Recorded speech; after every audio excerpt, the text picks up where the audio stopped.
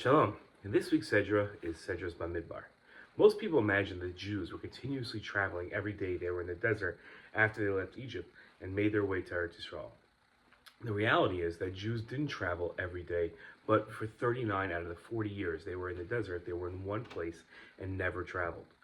Outside of major events, the Torah doesn't teach about daily life in the desert. In this week's Torah portion, we get a sneak peek into daily life in the desert. The Jewish people's existence in the desert was miraculous for many reasons. This isn't an exact calculation, but to keep 603,550 20 to 60-year-olds alive in the desert for 40 years, you need to provide 5 million liters of water, 750,000 tons of food, 200,000 tents, 1,000 tons of sanitation, medical care, organization. It's infeasible with ancient technology, requiring modern infrastructure like pipeline and supply chains, or a much smaller population. Trade, oases, and livestock can support a smaller group, but high mortality would still be likely. In this week's Torah portion, the scholars who comment on the Torah reveal a miracle not explicitly stated in the Torah's text. We learn in this week's Sedra, in the following pasuk, these are the survey results of the Israelites, counted by their ancestral houses. The total enrolled in the divisions for all people aged 20 to 60 were 603,550. In his commentary to this verse, Rabbeinu Bechaya wrote, the same number of people had already been reported earlier in the Torah.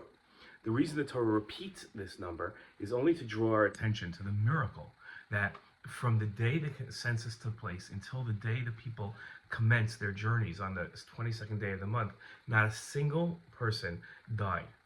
Was it really such a miracle that no Jews between the ages of 20 and 60 died during this short period of time? For those reaching adulthood and the times the Jews leaving Egypt, life expectancy often extended into the 50s or 60s, assuming good health and favorable conditions.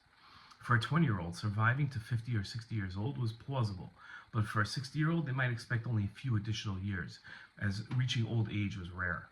Assuming miraculous provisions like manna and water and no extraordinary divine punishment, a 20-year-old could expect to live to maybe 40 or 50. A 60-year-old might expect to live maybe 5 or 10 additional years under optimal conditions, but desert stresses likely reduce this to 2 to 7 years.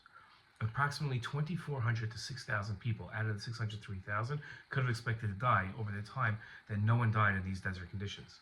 A moderate estimate would maintain that 2,400 people would die, while a severe estimate would have 6,000 people dying during that same period of time.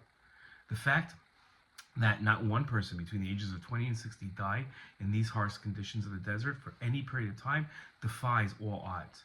Natural death is a normal and expected part of life. Even deaths we consider early or untimely are natural and to be expected.